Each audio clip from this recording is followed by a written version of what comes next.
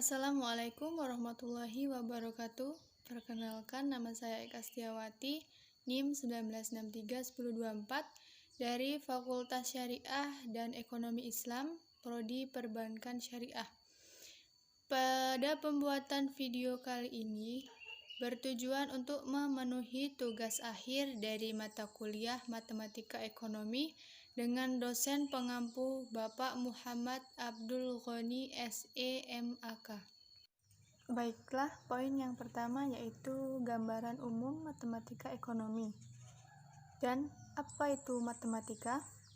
Matematika adalah ilmu pengetahuan yang aplikasinya sangat mempengaruhi perkembangan ilmu pengetahuan dan teknologi. Matematika juga sebagai alat untuk menganalisis dalam berbagai bidang cabang disiplin ilmu, mempunyai peran yang sangat menonjol dan sesuai dengan perkembangan ilmu pengetahuan. Dan apa itu matematika ekonomi? Matematika ekonomi adalah ilmu yang digunakan sebagai penerapan dan pendekatan metode matematika untuk mewakili teori menganalisis masalah-masalah di bidang ekonomi. Fungsi mempelajari matematika ekonomi itu sendiri yaitu yang pertama, memberikan pemahaman tentang matematika sebagai alat bantu menganalisis model-model ekonomi. Yang kedua, sebagai rencana bisnis dan pembangunan untuk skala menengah dan skala kecil. Yang ketiga yaitu mengelola dan menilai rencana bisnis dengan tepat. Dan yang keempat yaitu menyusun alternatif sasaran untuk mempermudah dalam penghitungan. Tujuan dari mempelajari matematika ekonomi yaitu untuk menggambarkan bentuk permintaan dan penawaran dari suatu barang atau jasa dan untuk menentukan titik keseimbangan pasar yang terjadi. Poin yang kedua yaitu barisan dan deret. Barisan bilangan yaitu susunan bilangan yang memiliki pola atau aturan tertentu antara satu bilangan dengan bilangan berikutnya. Sedangkan deret adalah penjumlahan suku-suku pada barisan bilangan. Baris aritmatika dan deret aritmatika. Baris aritmatika adalah suatu barisan dengan selisih atau beda antara dua suku yang berurutan selalu tetap. Rumus suku ke n pada barisan aritmatika yaitu UN sama dengan A plus dalam kurung N min 1 B. Suku tengah pada barisan aritmatika ditentukan oleh hubungan yaitu UK sama dengan 1/2 dalam kurung U1 ditambah U2 K min 1. Sedangkan deret aritmatika adalah jumlah beruntun suku-suku suatu barisan aritmatika. Rumus jumlah n suku pertama deret aritmatika yaitu Sn sama dengan n/2 dalam kurung A plus UN. Poin yang ketiga yaitu bilangan dan himpunan. Pengelompokan bilangan seperti bilangan real adalah bilangan yang nyata di mana bilangan real ini terbagi menjadi dua yaitu bilangan irasional dan bilangan rasional, yang dimana bilangan irasional adalah himpunan bilangan yang tidak terdiri dari bilangan-bilangan rasional, yang mana bilangan rasional adalah himpunan bilangan yang terdiri dari bilangan-bilangan pecah dan bilangan bulat negatif, bilangan cacah, bilangan nol, dan bilangan asli. Himpunan adalah kumpulan benda atau objek yang dapat didefinisikan dengan jelas. Contoh himpunan seperti himpunan warna lampu lalu lintas, yang dimana anggota himpunannya adalah warna merah, kuning, dan hijau. Contoh yang bukan himpunan seperti kumpulan makanan enak dan baju-baju bagus. Jenis-jenis himpunan terbagi menjadi dua, yaitu himpunan kosong dan himpunan semesta, di mana himpunan kosong merupakan himpunan yang tidak memiliki anggota, seperti contoh himpunan buah yang memiliki rasa asin. Sedangkan himpunan semesta adalah himpunan yang memuat semua anggota atau objek himpunan yang dibicarakan. Hubungan antara himpunan yaitu yang pertama, hubungan saling lepas, yang kedua, hubungan tidak saling lepas atau berpotongan, yang ketiga, hubungan sama. Poin yang keempat yaitu persamaan dan fungsi, di mana persamaan matematika adalah suatu pernyataan matematika dalam bentuk simbol yang menyatakan bahwa dua hal adalah sama.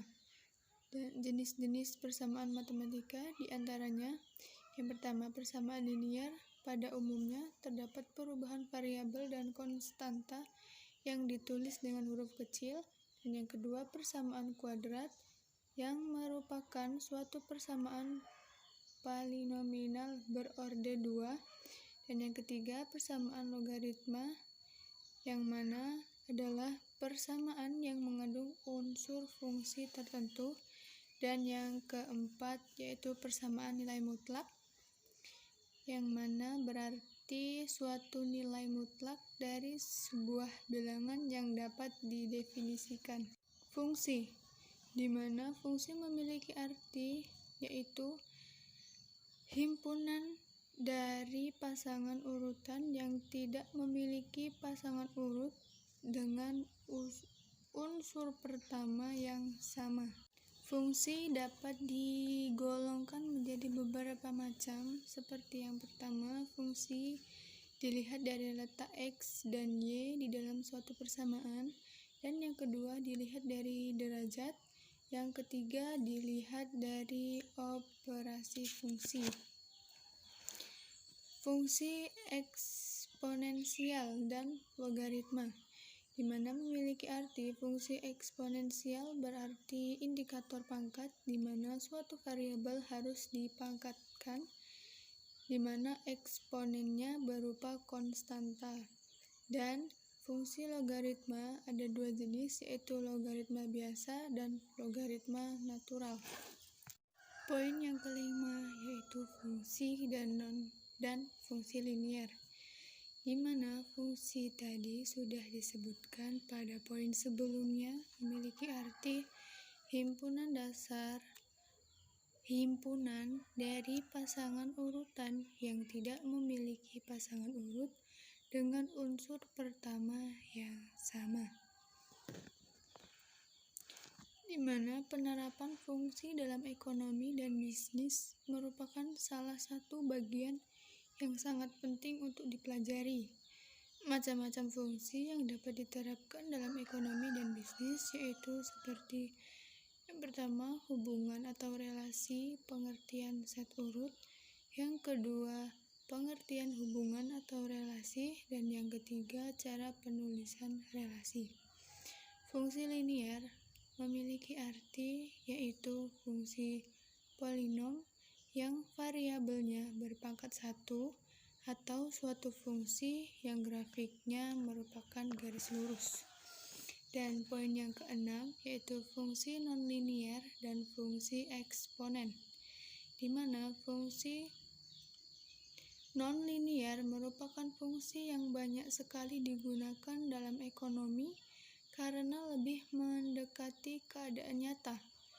Banyak masalah dalam ilmu ekonomi yang menggunakan fungsi nonlinier sebagai model, khususnya persamaan kuadratik, di mana fungsi kuadratik suatu persamaan kuadrat mungkin dapat berbentuk suatu lingkaran, elips, parabola, hiperbola, atau bentuk yang lain. Fungsi eksponen sering dikenal dengan sering dikenal dengan sebutan pangkat. Dan poin yang ketujuh yaitu variabel bebas dan variabel terikat. Bentuk variabel bebas dan variabel terikat. Mana variabel bebas atau sering disebut variabel X adalah suatu variabel yang apabila dalam suatu waktu berada bersamaan dengan variabel lain, maka akan berubah dalam keragamannya. Variabel bebas ini bisa juga disebut dengan variabel pengaruh, perlakuan, kuasa, dan disingkat dengan variabel X.